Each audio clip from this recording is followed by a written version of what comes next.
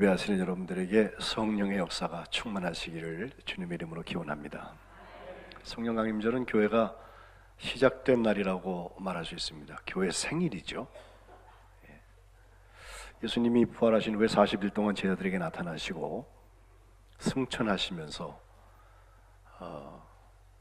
사도행전 1장 4절과 5절에 보면 예루살렘을 떠나지 말고 내게서 들은 것 아버지께서 약속하신 것을 기다려라 그러시면서 요한은 물로 세례를 주었지만 너희는 몇 날이 못 되어서 성령으로 세례를 받으리라 약속하셨거든요. 이걸 분부하셨어요. 기다리라고. 그래서 제자들이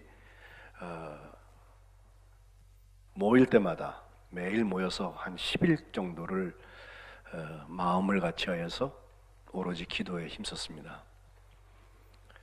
그리고 오늘 이제 오순절이라는 때가 되었는데 그 예루살렘에 있는 작은 다락방에 120명의 그리스도인들이 모여서 같이 기도하는 중에 우리가 사도행전 2장에 나오는 그 놀라운 현상이죠. 갑자기 하늘로부터, 정확히 얘기하면 바람이 아니라 소리입니다. 근데 바람 소리 같은 소리인데 하늘로부터 내려오면서 급하고 강한 바람 같은 소리가 그들에게 있었습니다. 그리고 그 소리는 그들이 앉은 집 전부를 가득 채웠습니다. 또 한 가지 보여지는 게 있는데, 이번엔 아까는 들리는 거고 이번엔 보여지는 게 있는데, 갈라지는 것이 있는데 불의 혀처럼 갈라지는 것이 있어서 그 갈라지는 것이 거기 앉아있는 120명의 각 사람의 머리 위에 이렇게 하나씩 임했다는 것입니다. 이것이 보여졌다고 하는 것이 우리가 올해 소망으로 이야기하고 있는 두 번째 키워드인 비전, 하나님이 보여주신 거죠. 또 첫 번째 꿈에 하나님께서 우리에게 감동하시는 것처럼 우리에게 들려주시는 거죠. 소리와 갈라지는 것, 각 사람 위에 공이 임한 것입니다. 이 현상과 함께 그들에게 일어난 변화가 있는데, 성령의 말하게 하심을 따라서, 성령에 충만해지니까 성령의 말하게 하심을 따라서 다른 언어로 말하기 시작했다는 거예요. 성령 받은 다음에 제일 큰 현상은 말이 달라져요. 혀가 꼬부라져서 방언을 하는 사람도 있지만 그 방언이 방언의 은사가 안 내리는 사람도 있잖아요. 또 방언도 통변되는 것이 굉장히 중요하기 때문에 방언 자체로 큰 의미가 있는 건 아니에요. 근데 적어도 처음 교회가 일어났을 때 오순절 성령 강림 때의 그들의 방언은 아무도 못 알아듣는 말이 아니었습니다. 세계 각처에서 와 있는 사람들이 각각 자기들의 말로 무슨 메시지를 알아들을 수 있었어요. 하나님의 큰 일이라고 그랬는데 그 이야기를 알아듣는 말을 했습니다.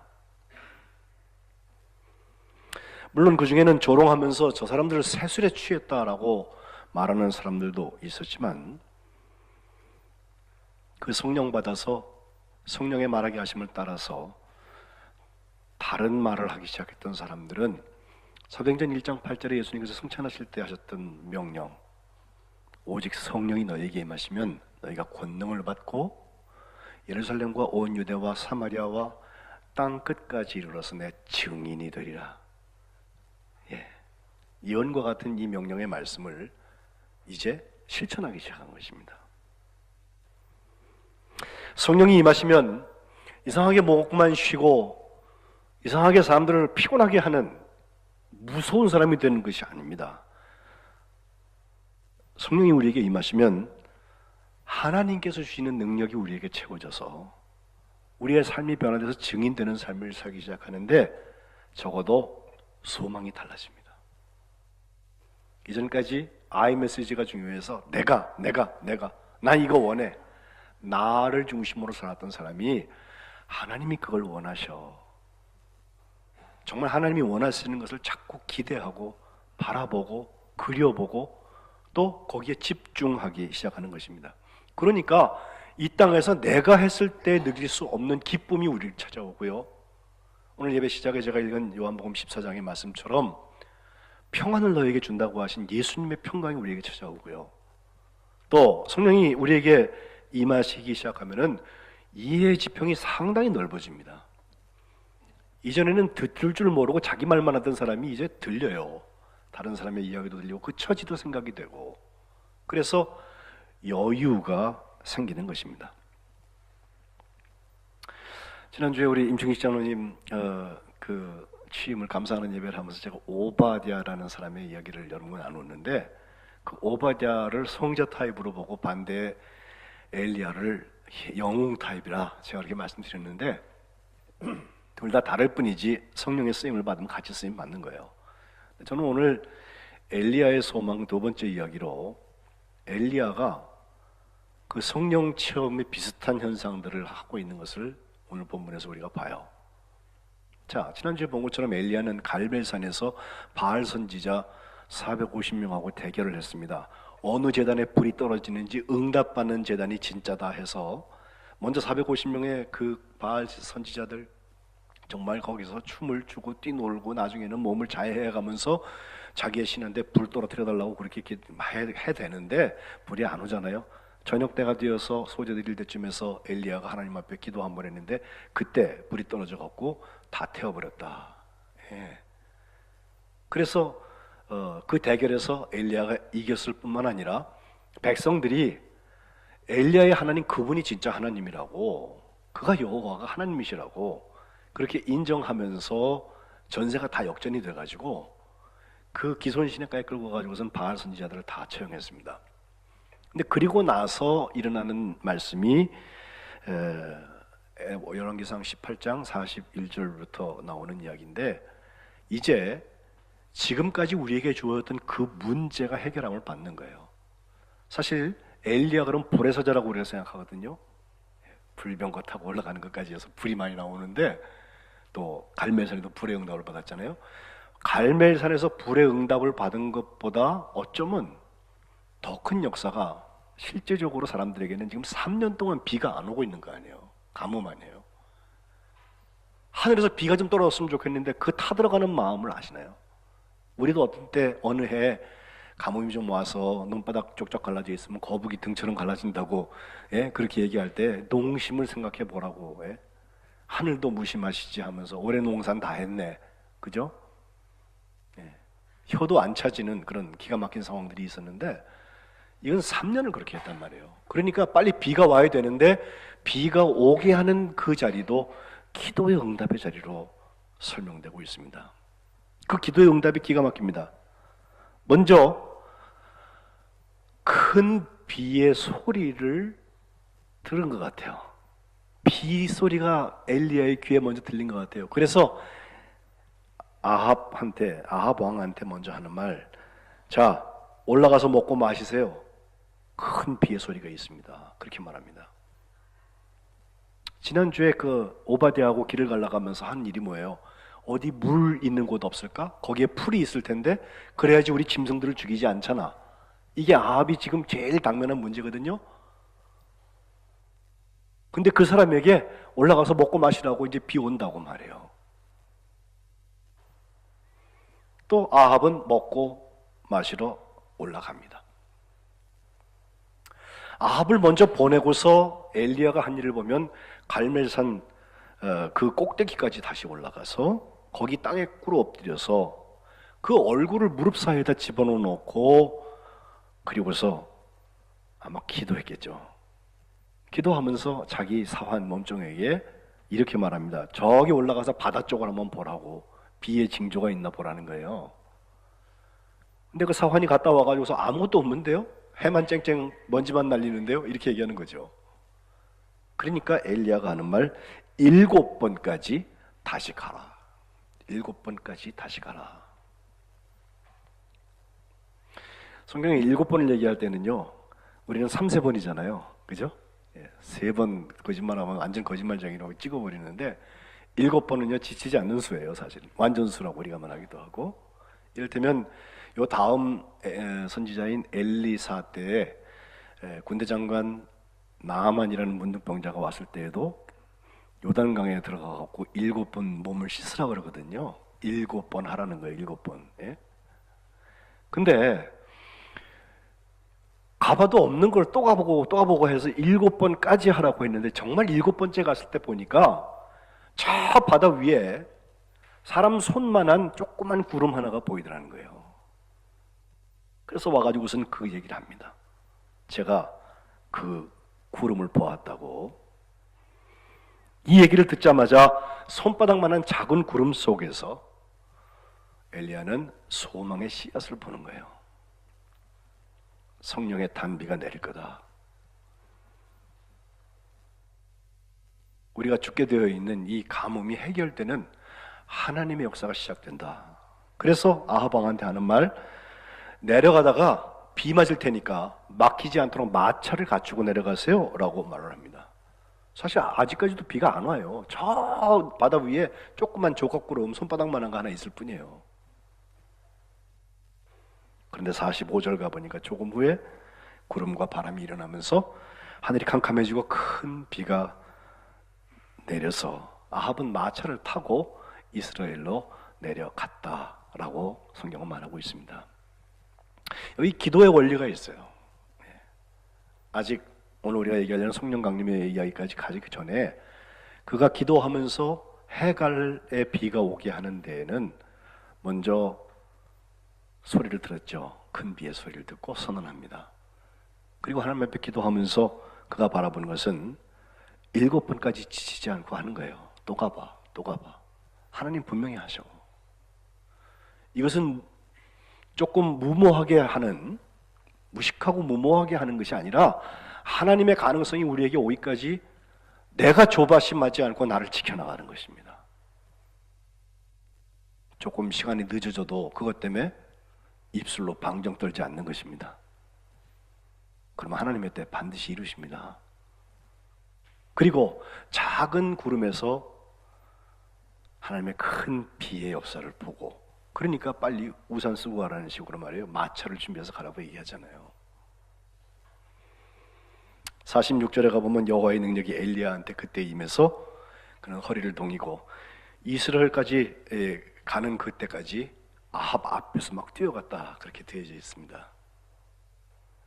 자, 이 가뭄이 이렇게 해결된 다음에 어떤 일이 일어나? 이제 열왕기상 19장으로 들어오는데 바로 아합이 돌아와가지고서 자기 부인 이스벨한테 다 보고를 합니다. 갈멜산에서 그만 해갖고선 선지자 450명을 다 기승전결까지 죽였다, 이 얘기했더니 이세벨이가 진짜 화가 나고 2절에 보면요, 엘리야 저걸 죽이는데 내일 이맘때에 반드시 내 생명을 저 사람들, 그러니까 자기 죽은 선지자들 중에 한 사람의 생명과 똑같이 하겠다, 죽이겠다는 거거든요. 그렇게 하지 아니하면 신들이 내게 저주 위에 저주를 내리는 게 마땅하다라고 아주 그 왜 극단적인 말 좋아하는 사람 있잖아요. 뭐 손가락을 장을 지진다는 이 떠소리 해가면서 막 무섭게 얘기하는 그런 극단적인 언어를 말을 합니다. 사실 이것은 실현 가능한 일입니다. 이세벨에게 그만한 힘도 있고 그만큼 포악한 여자니까 엘리야는 그 자리를 피했습니다. 그래서 브엘세바, 저 위에 갈멜산에서부터 브엘세바까지는 꽤 거리가 돼요. 브엘세바는 저 남쪽에 있거든요.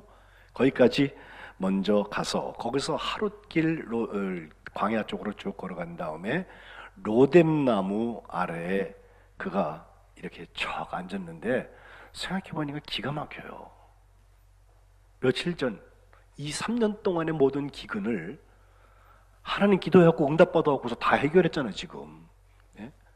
그리고 하나님 싫어하시는 모든 그 바알 선지자들 다 처단해버렸잖아. 그러니까 얼마나 지금 엘리야는 자기 사명 다 한 거 아니에요? 그런데 자기 처지는 도망자가 됐어요. 잡히면 죽는다. 그래서 자기가 죽기를 원하면서 한 이야기가 하나님 앞에 4절, 하나님 충분합니다. 여호와여 넉넉하오니 지금 내 생명을 거두시옵소서. 나 죽어도 좋아요. 나는 내 조상들보다 나은 것도 없어요.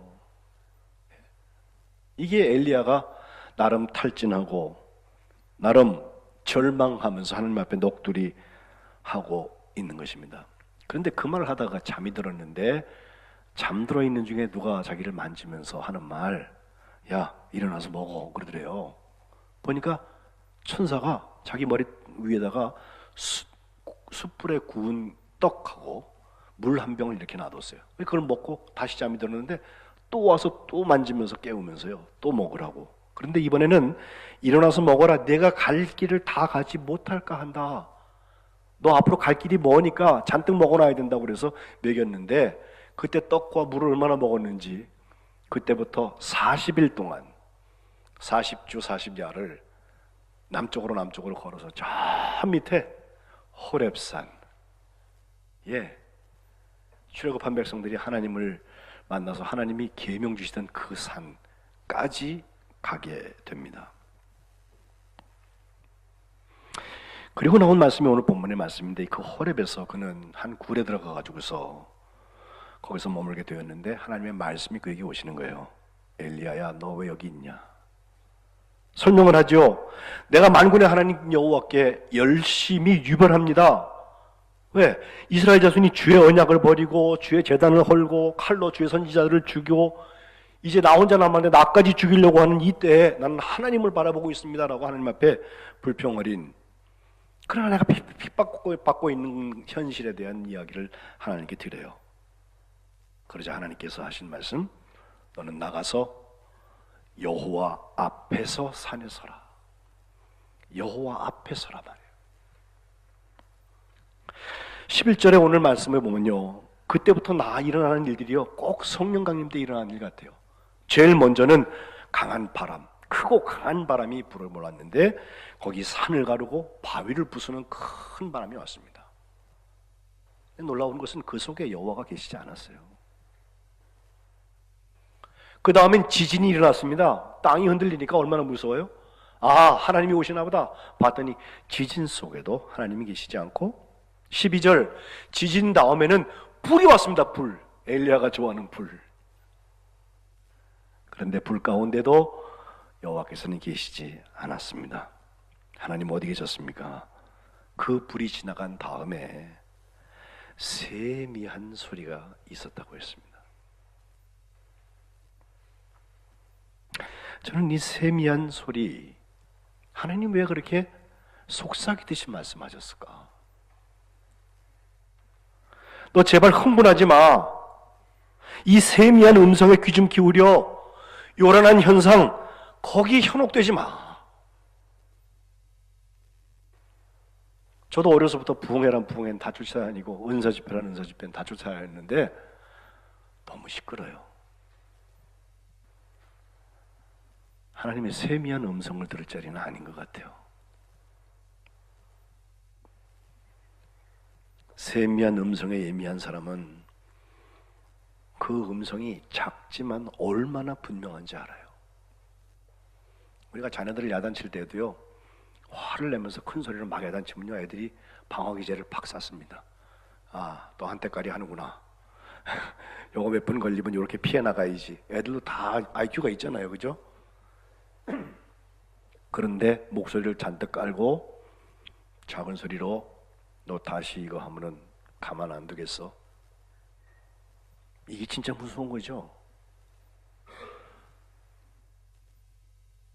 세미한 음성을 듣는 사람은 그 음성이 얼마나 분명한지를 아는 거, 이것이 영적인 감수성입니다. 영혼 지수라고 할까요? SQ, Spirit, Quotient, 우리 IQ 하는 것처럼.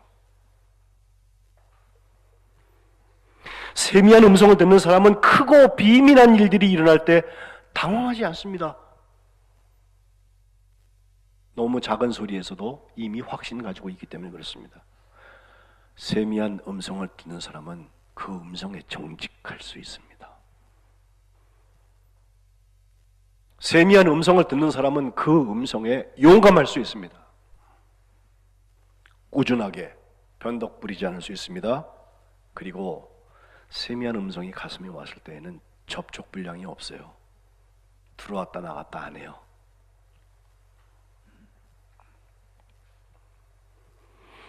감리교회를 시작한 존 웨슬리 목사님이 1738년 5월 24일 날 이상스럽게 저녁에 가슴이 뜨끈뜨끈해졌다. 그리고서 구원에 대한 확신이 왔다. 죄 용서에 대한 확신이 왔다라는 일기를 썼는데 그때부터 7개월 7일이 지난 다음에 바로 그해 송구영신 새해 첫날이었습니다. 그 전날 모여서 페터레인이라는 곳에서 다 같이 애찬회를 하게 되는데 그 페터레인이 나중에는 감리교회 초창기에 있던 한 성민교회처럼 교회 같은 모임이 돼요. 그날 한 60명쯤 모여갖고 저녁부터 찬송하고 기도하고 음식 같이 나누고 그러고 있는 중에 그날 밤에 밤을 꼬박 새운 것 같아요. 새벽 3시쯤 돼서 성령의 역사가 강하게 나타나서 그 능력 때문에 거기 있는 사람들에게 다 바닥에 막 구르는 사람이 없나? 왜 우리 은사 집회 때 보통 경험했던 이상한 현상들 있잖아요. 그걸 웨슬리가 경험해요. 그러면서 그들이 다 한 목소리로 소리 질렀던 것은 오 하나님 우리는 당신을 찬양합니다. 우리는 당신이 주님 되심을 깨달았습니다.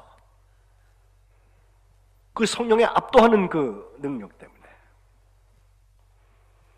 바로 우리는 주님이 당신이 우리의 주님이신 것을 예수님이 나의 주님이신 것을 깨달았다고 하는 말씀은 고린도전서 12장 3절에 성령으로 아니하고는 예수를 주시라고 아무도 할 수 없다. 누구든지 예수를 주시라고 할 수 없다라는 말씀처럼 성령으로 아니하고는 성령의 역사가 거기 있는 거예요.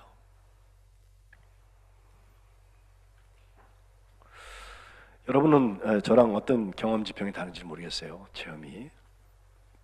적어도 제가 돌이켜보면 따져서 예수 믿는 건 아닌 것 같아요. 과학적인 어떤 논리적인 단계가 다 됐으니까 예수님은 나의 주인이시다 이렇게 결정하는 게 아니라 어느 때인가 제 마음속에 그게 인정이 돼요. 맞다. 예수님이 나의 주님이시지. 근데 이것은 성령이 아니고서는 불가능하다는 거예요. 그때 모라비안과 함께 페터레인에서 그들이 모임을 했는데 그 모라비안 중에는 지도자 중에서 필립 헨리 몰터라는 분이 계신데 그분이 페터레인 신도의 그 모습을 이렇게 보면서 모라비안 중에서 이건 자기가 보기엔 뭔가 잘못 가고 있다라고 말했어요. 우리는 영국 국교회에 비교하여서 존 웨슬리의 운동이 너무 열정적이고 뭐 조금 열광주의적이다 이런 말들을 많이 들은 걸 아는데 이 사람 볼 땐 딱 반대예요. 오직 믿음으로 그리고 하나님께서 다 하시는데 무슨 은총의 수단 은혜 받기 위한 무슨 방편 이런 거 필요 없다는 거예요. 경건의 선행 이런 거 다 그만둬야 된다 이런 말을 했어요. 그러면서 시편 46편 10절에 있는 말씀 너희는 가만히 있어서 내가 하나님 됨을 알지어다 이 말씀 믿고 가만히 있어야 된다는 거예요. 그래서 그것을 정적주의, quietism 너무 조용, 정숙주의라고 말을 하는데 그 몰더가 그런 말을 한 것에 대해서 웨슬리가 분명하게 말합니다. 그렇게 하다 보면 하나님의 말씀을 폐기하게 됩니다. 세 가지 중요한 얘기를 해요. 하나는 악행을 피해야 됩니다. 악행이 내게 가까이 있어요. 빨리 피해야 됩니다. 거부해야 합니다. 두 번째는 그걸 피하고 끝나는 게 아니라 선행을 실천해야 합니다. 이거 안 한다고 누가 뭐라고 안 그래요. 그러나 성령께서는 그걸 원하세요. 때를 아껴서 그 기회에 그걸 하기를 원하세요. 그리고 세 번째 것이 은총의 수단을 사용해야 된다 그랬어요. 그가 설교를 한 중에 means of grace라고 은총의 수단이라는 설교에 보면 세 가지 은총의 수단을 얘기하는데 하나는 기도고 다음 하나는 말씀이고 그리고 하나가 성례전입니다. 성찬입니다. 오늘 성령 강림 주일인데 무슨 성찬을 하나 생각하시는 분이 있을지 몰라요.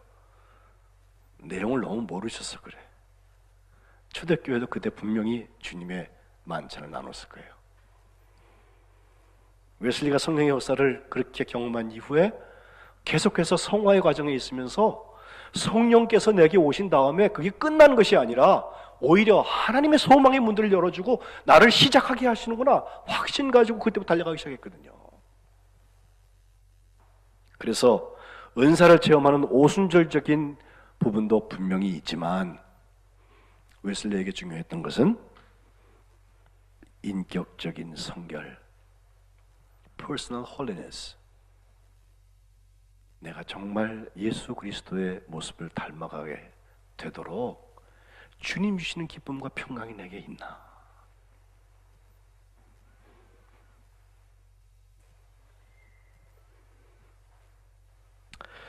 엘리야로 돌아와 봅시다. 엘리야가 그렇게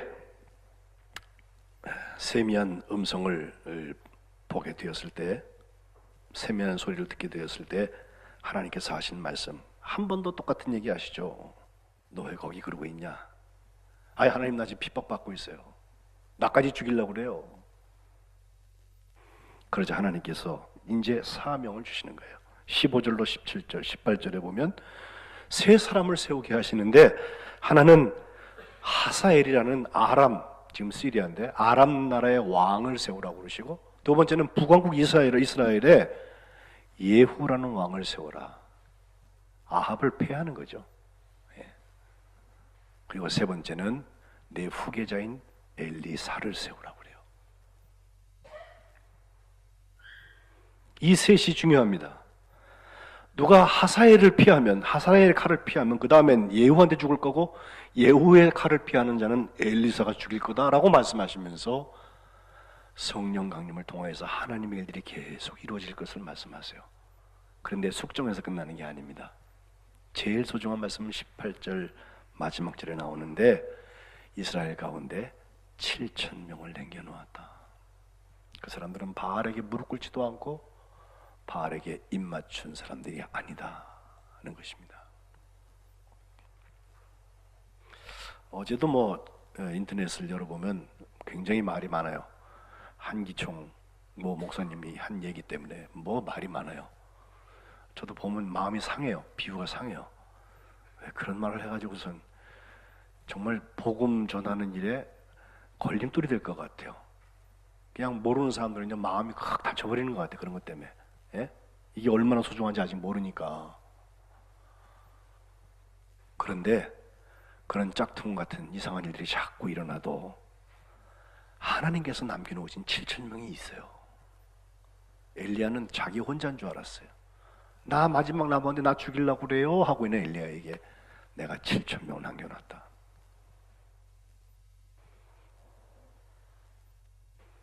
그들과 함께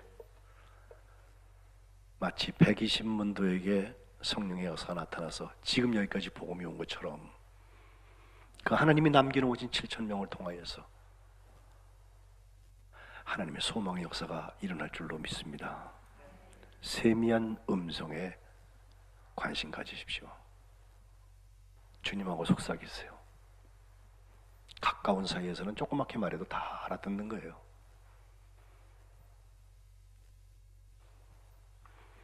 우리 성민교회가 그 7,000명에 들어가야 할 텐데, 우리 성민교회 중에는 혹시 바알에게 입 맞추고 바알에게 무릎 꿇고 있는 사람은 없나? 담임 목사라서 눈 이만하게 뜨고 쳐다보게 돼요. 혹시 지금까지 그런 길 걸어왔으면 오늘 터닝 포인트 삼으세요.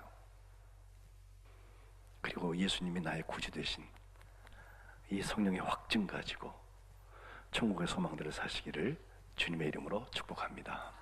기도하겠습니다.